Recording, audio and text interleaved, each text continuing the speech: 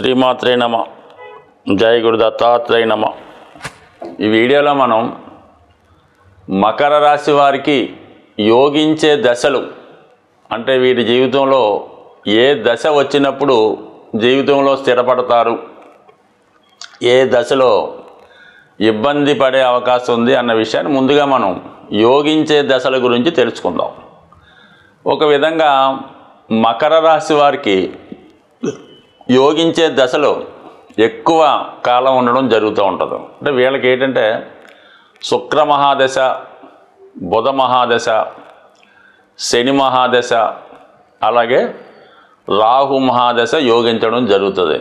ఇవన్నీ కూడా ఇంచుమించుగా మరి 20, 38, 47, 57 ఇంచుమించుగా 60 సంవత్సరాల పైన ఈ దశలు యోగించడం వల్ల మరి వాళ్ళు పుట్టినటువంటి నక్షత్రాన్ని బట్టి దశలు ప్రారంభమవుతాయి. కాబట్టి మరి ముందుగా మనం అనుకున్నటువంటి దశలు జాతకుడికి వస్తే జీవితంలో చాలా తొందరగా సక్సెస్ అయ్యి నిలదొక్కుకోవడం జరుగుతూ ఉంటుంది. అంటే సహజంగా ఈ మకర రాశి వారికి బాధ్యతలు ఎక్కువగా ఉండడం జరుగుతూ ఉంటుంది.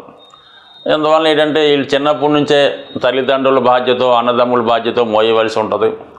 సహజంగా వీళ్ళు జన్మించిన తర్వాత ఏదో కారణాల వల్ల వీళ్ళ తల్లిదండ్రులు ఇబ్బందులు పడుతూ కామన్గా తల్లో తండ్రో దూరం అవుతూ ఉంటారు అన్నమాట. ఈ లగ్నంలో జన్మించిన వాళ్ళకంటే దూరం అంటే ఆ దూరం కాదు, ఏదో ఫిజికల్గా ఏదో కారణాల వల్ల మరి ఈ మకర రాశిలో లగ్నంలో జన్మించిన వారు తాతగారి దగ్గర పెరగడం కానీ, కేవలం తల్లి దగ్గర పెరగడం కానీ జరగడం జరుగుతూ ఉంటుంది.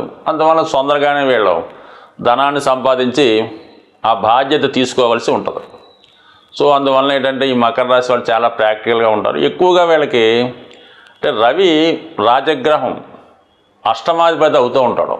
అందుకని ఏంటంటే పాపం ఈ తండ్రి కారకుడు రవి అష్టమాధిపతి అవడం వల్లనో, ఆత్మకారకుడు అష్టమం అవటం వల్ల, ప్రభుత్వం అష్టమం అవటం వల్ల వీళ్ళకి ఈ ప్రభుత్వ రంగ సంస్థల్లో చిన్న స్థాయి ఉద్యోగాలు అంటే సబార్డినేట్గా అంటే క్లాస్ 4 అటెండర్ స్థాయి, డ్రైవర్ స్థాయి ఉద్యోగాలు ఎక్కువ మంది ఈ మకర లగ్న వారికి రావడం జరుగుతూ ఉంటుంది. అలాగే వారసత్వంగా వచ్చే ఉద్యోగాలు అన్నమాట. అంటే ఫాదరు ఏదో వారసత్వంగా జాబ్ చేస్తూ ఉంటాడు, దాని తర్వాత ఈ అబ్బాయికి అదే ఉద్యోగం రావడం జరుగుతూ ఉంటుంది. సాధారణంగా మున్సిపల్ కార్పొరేషన్లోను, ఈ పంచాయతీల్లోనూ ఎక్కువగా రావడం జరుగుతుంది. అంటే అందరూ విషయంలో అలా కాదు, కొందరి విషయంలో మాత్రం ఇది అనుకోవాలి, మిగతా పెద్దగా ఏం ఫీల్ అవ్వద్దు.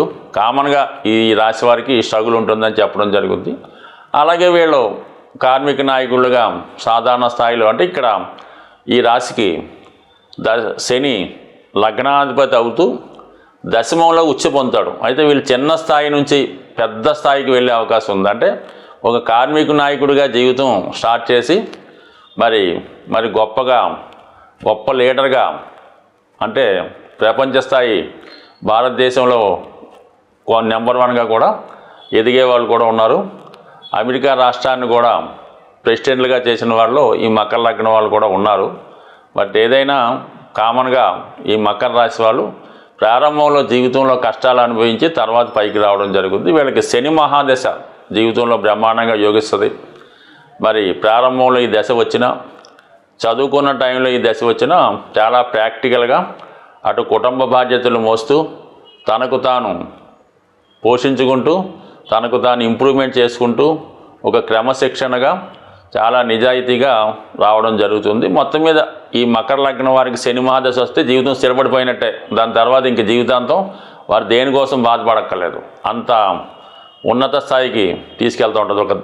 అటు ధనాధిపతి అవుతుంటాడు, ఇటు దశమ స్థానంలో ఉచ్చి పొందుతూ ఉంటాడు. అయితే దాని తర్వాత శుక్ర మహాదశ, అంటే శుక్రుడు ఈ రాశి వారికి యోగకారకుడు, పంచమ దశమాధిపతిగా అటు సంతానాన్ని, అటు ఉద్యోగాన్ని, అటు భార్యని, అలాగే కంఫర్ట్స్ని ఇవ్వడం జరుగుతూ ఉంటుంది. ఒక సంతోషకరమైన జీవితం ఈ శుక్ర మహాదశలో వీళ్ళు పొందడం జరుగుతూ ఉంటుంది. ఇది 20 సంవత్సరాల పాటు జాతకుడిని ఏ స్థాయిలో ఉన్న ఒక గృహాన్ని, ఏదో సినిమాలో చెప్పినట్టు చక్కని సంసారం, మంచి గృహం, అందమైన భార్య, హ్యాపీగా ఉన్నంతలో ఆనందంగా ఉండడానికి ఈ శుక్ర మహాదశ జీవితంలో వీళ్ళని స్థిరపడేలా చేస్తుంది. అయితే ఇమీడియట్గా వచ్చినటువంటి రవి మహాదశ జాతకుడికి చాలా వరకు పనిష్మెంట్ ఇస్తుంది. కాబట్టి శుక్ర మహాదశలో కూడా చాలా జాగ్రత్తగా ఉండవలసి ఉంటుంది. అంటే ఎలాగా, చాలా నిజాయితీగా చట్టానికి లోబడి మన ధర్మానికి లోబడి ఉండవలసి ఉంటుంది అన్నమాట. అలాగని శుక్ర మహాదశలో ఏదన్నా తప్పు పని చేస్తే తర్వాత వచ్చే రవి దశ శుభ్రంగా క్లీన్ చేస్తూ ఉంటుంది అన్నమాట. ఏదైనా శుక్ర మహాదశ అన్నది ఈ జీవితంలో సుఖపడే దశ, శని మహాదశ స్థిరపడే దశ.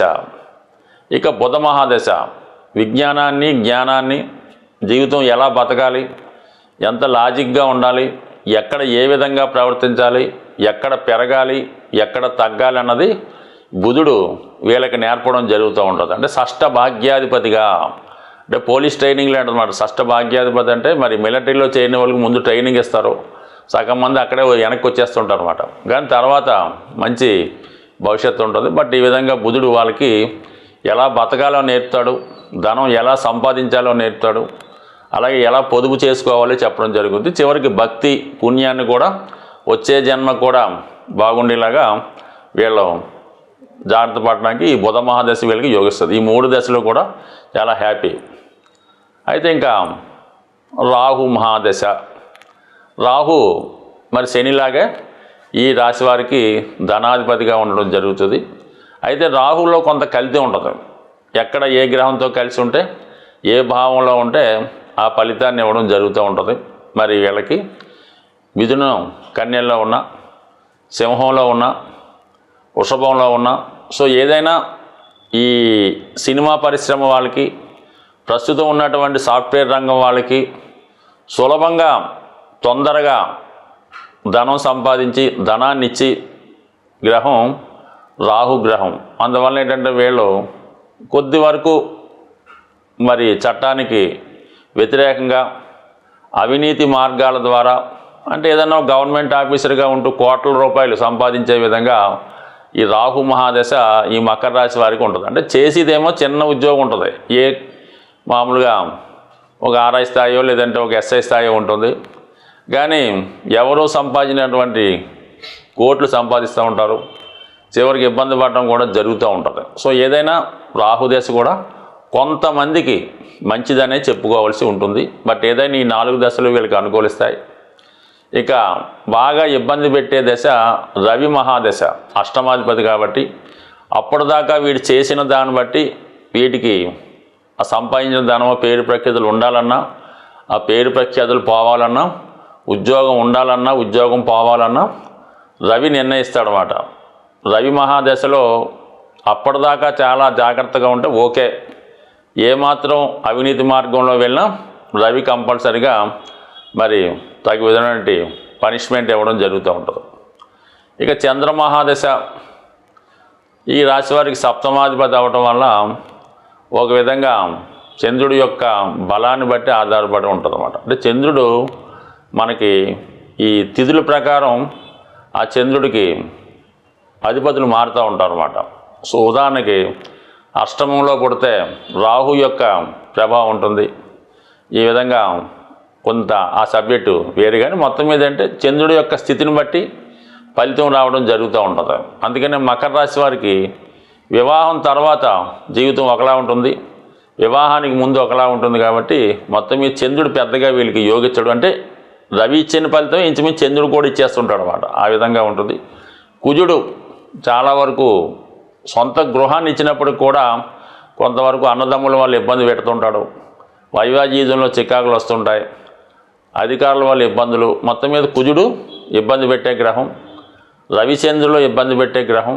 ఇంకా గురువు సాధారణంగా ఏంటంటే ఎవరికి పెద్దగా కష్టపెట్టడం, కానీ తెలియకుండానే కొంత ఇబ్బంది పెడుతూ ఉంటాడు.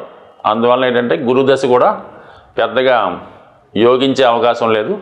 బట్ ఏదైనా మకర రాశి వారికి 4 దశలు యోగిస్తూ ఉంటాయి.